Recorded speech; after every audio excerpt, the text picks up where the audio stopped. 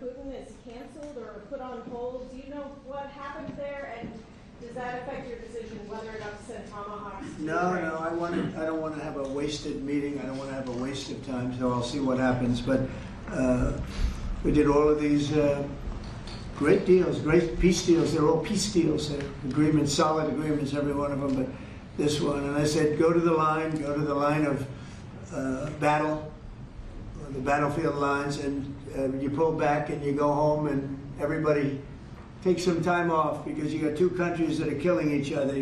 Two countries that are losing 5,000 to 7,000 soldiers a week. So we'll see what happens. It's we haven't made a determination. Are you asking the Justice Department to look into the federal investigations into you and look for compensation? And how much are you asking for?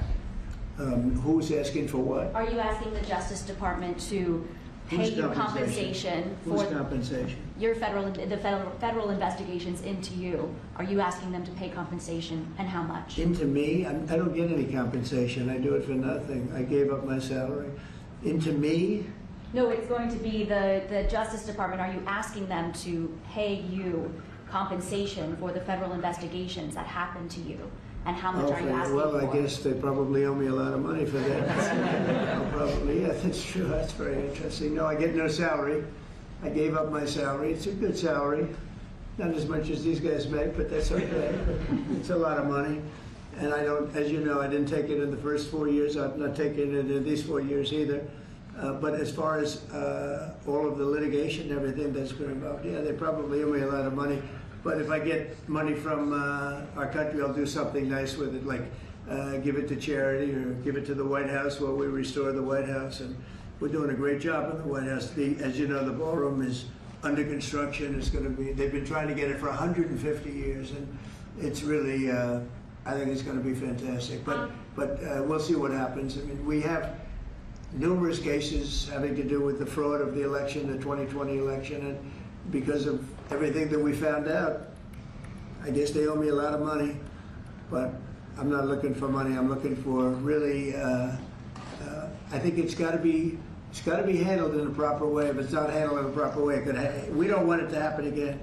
We can never let what happened in the 2020 election happen again. We just can't let that happen. And so the way we go, I know Cash is working on it, everybody's working on it, and certainly Tulsi's working on it.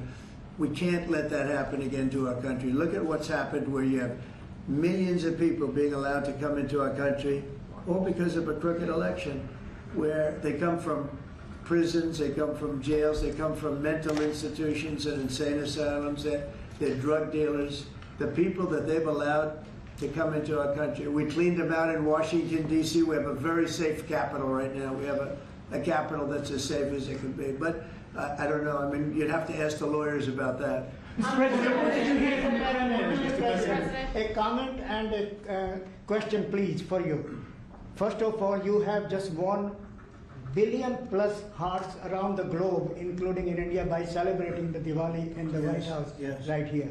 And my other comment is, Mr. President, I like his question already. in February, you and the White House staff gave a warm welcome to the Prime Minister of India, Mr. Narendra Modi. Right. And after that, I decided to make a short trip to India for you, how popular you are in India. And I went there in a holiest also festival there. Millions of people were there. And also Prime Minister Narendra Modi was addressing a media event, 5,000 people. I was one of them there listening to him. And when I went to several states in India, what I found out, Mr. President, 3 people are most popular there. Prime Minister Narendra Modi, President Donald Trump, Mr. Kash Patel, and also with the surprise, our White House Press Secretary, Caroline Levitt. She's doing good, right? She is doing good. And Superstar. Mr. President, my question is, you had a great relationship with the people of India when you visited India, and with the Prime Minister of India, Narendra Modi, and also with the Indian American community. where do we stand today, all those generations from 45 to 47 in the future, Mr. President? Please, thank Well, you. we stand great, and the people of India, I love the people of India, and we're working on some great deals between our countries. I spoke to Prime Minister Modi today, as I mentioned before, and we just have a very good relationship. And he's not going to buy much oil from Russia. He wants to see that war end as much as I do. He wants to see the war end with Russia, Ukraine. And as you know, they're not going to be buying too much oil. So they've cut it way back, and they're continuing to cut it way back. Mr. President, what did the Kremlin say? Mr. President. Yeah, please, go. An appeals court recently ruled that you can send the National Guard into Yeah. Portland, Oregon. Do you feel unfettered to send the National Guard into whatever city you want now? Well, I guess so. That was the decision that I can send the National Guard if I see problems. I looked at Portland over the weekend. The place is burning down, just burning down. We weren't there.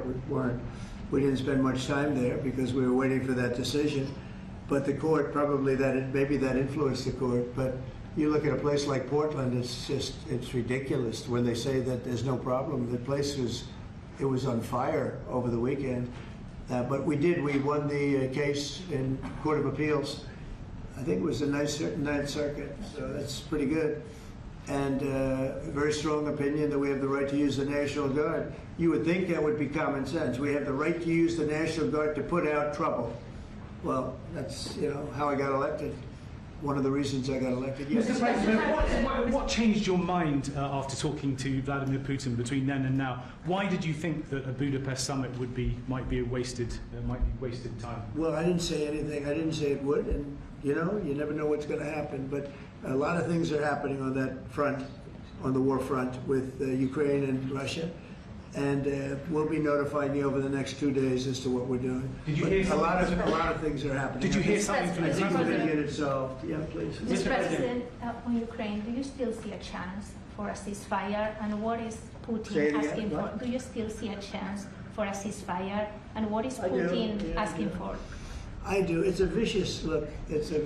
It doesn't really affect us. We sell equipment to them. We sell equipment to NATO, and NATO gives it to Ukraine, but we don't pay anything anymore. Biden spent $350 billion. The war would have never happened if I were president. Would have never, not even a million years. And Putin knows that too. Would have never happened.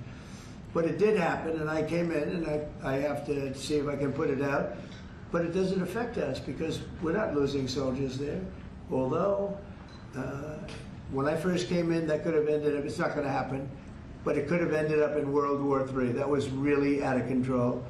So now it's, they're shooting and they're killing people, and I think Putin wants it to end, and I think Zelensky wants it to end, and I think it's going to end. What is that? Is that rumors that he reached out to you about meeting on the government shutdown? Will you meet with him before you leave for Asia on Friday? Well, I will actually. I'd love to meet with them. I just want them to open up the country first. The country is so hot right now, and they've never voted against, continuation. They've never voted against. They've never done that. They're doing this because they have Trump derangement syndrome.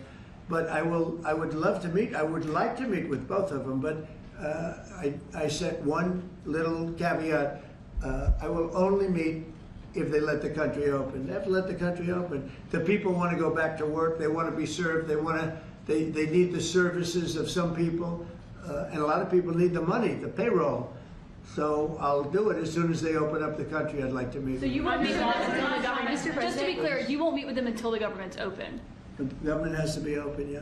The government has to be President. open. You know how long it would take for them to do that? Just say, okay, government's open, that's it. There is nothing. How long They're do you not think this could negotiating. go? What they're doing is saying they lost the negotiation, and when we got the great big beautiful deal done, they lost that negotiation. Now they're saying, well, we want to get some of the things we lost.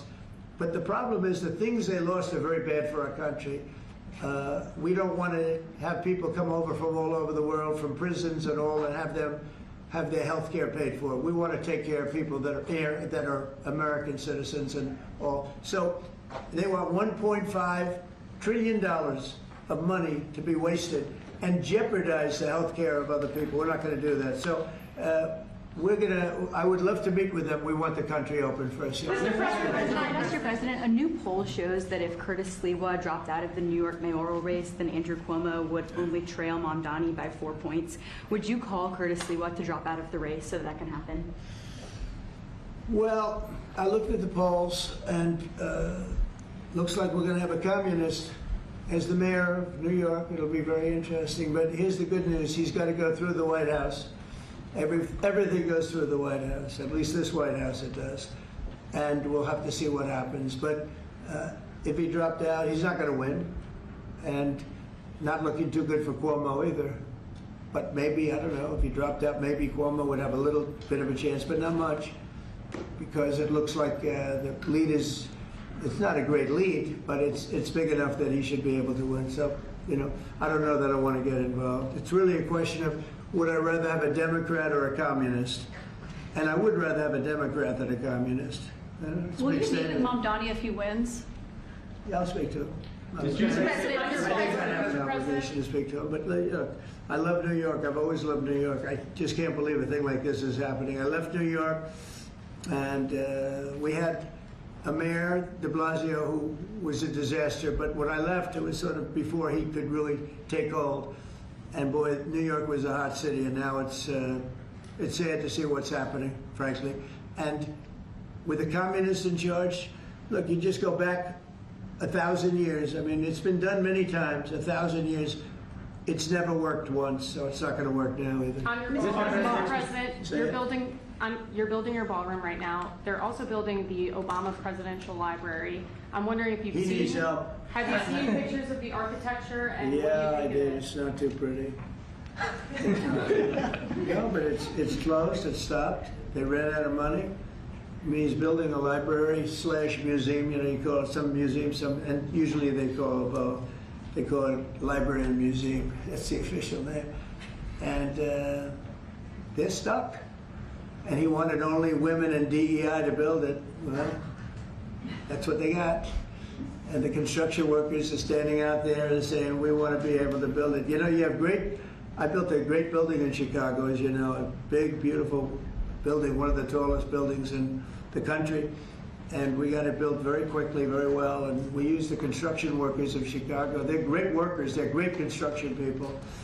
And I suggested he get them involved, but they're hundreds of millions of dollars over budget, and I think it stopped. I'm reading these terrible stories, but that's the way our country was run under President Obama too. Nobody knew it. Mr.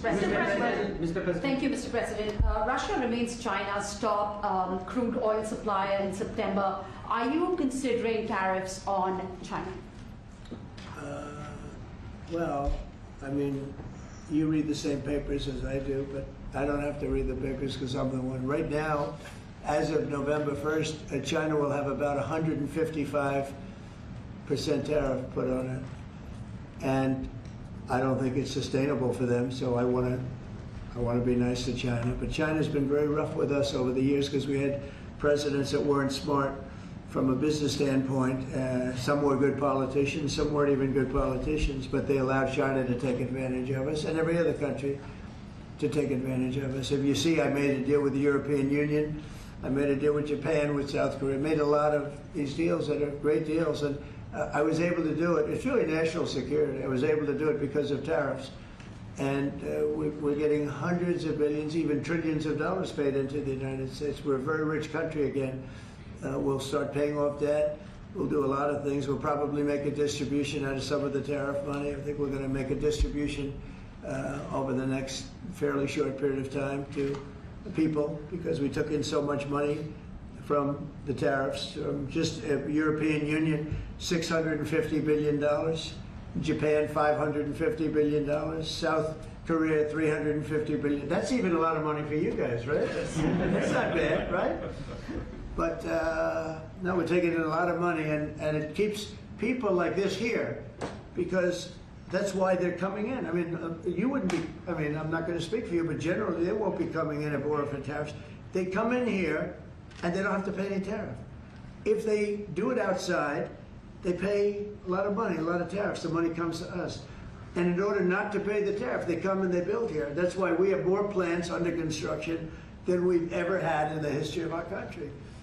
And you wouldn't think it's complicated, but you would have thought somebody would have done this a long time ago, sitting in this beautiful seat behind what's called the Resolute desk. You know that, right? This is a very famous. This is even more famous than any of your desks. But your desks are very good. Let's follow up on her question to you, because the New York Times is reporting that your legal team is seeking $230 million from your own Justice Department now in response to the investigations into you. It could be. Is that something you want your legal team to do? I don't know what the numbers are. I don't even talk to them about it. All I know is that they would owe me a lot of money, but I'm not looking for money. I'd give it to charity or something. I would give it to charity, any money. But look, what they did, they rigged the election. And as you know, we had, in one case, 60 Minutes had to pay us a lot of money. George Slobodanopoulos had to pay us a lot of money. And they already paid. You know, they paid me a lot of money because what they did was wrong. And, you know, when somebody does what's wrong. Now, with the country, it's interesting because I'm the one that makes the decision, right? And, you know, that decision would have to go across my desk. And it's awfully strange to make a decision where I'm paying myself. In other words, did you ever have one of those cases where you have to decide how much you're paying yourself in damages? But I was damaged very greatly, and any money that I would get, I would give to charity. Thank you, Mr. President. Yeah, please, go ahead. Is the Democrat Party now more Zohran Mamdani's party than it is even Leader Schumer's or Leader Probably Jeffries? is, yeah.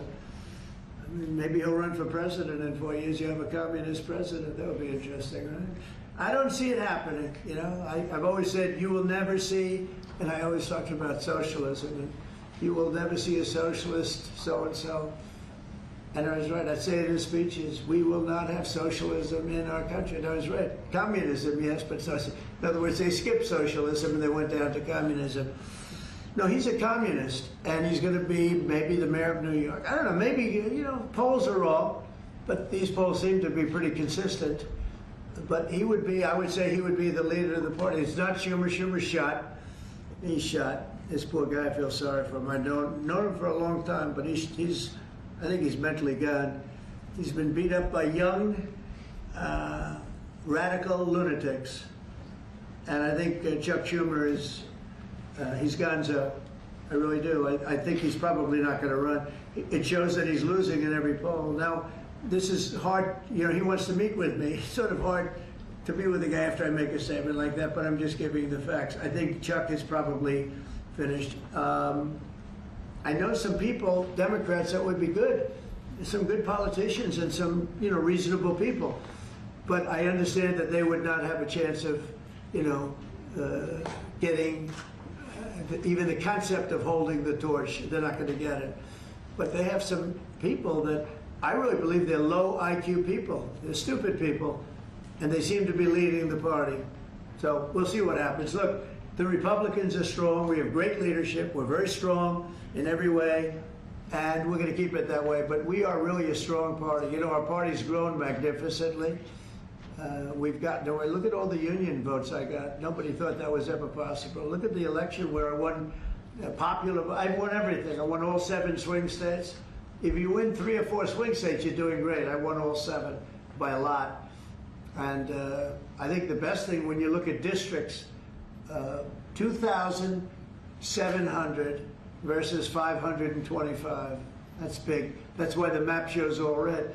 So we won in a tremendous landslide, and that's because people like our policy. I guess they like me, but they like my policies. Strong borders, good education, low taxes. You know, in the great big beautiful bill, we got the biggest tax cut in history. Not only no tax on tips, no tax on Social Security, no tax on overtime, we got the biggest tax cut in the history of our country in the bill that we just approved. And I think people see that and they like it, and that's why we're doing well, but they are not. They do not have leadership. Thank you very much, everybody. Thank you, Thank you very much. Thank you, guys.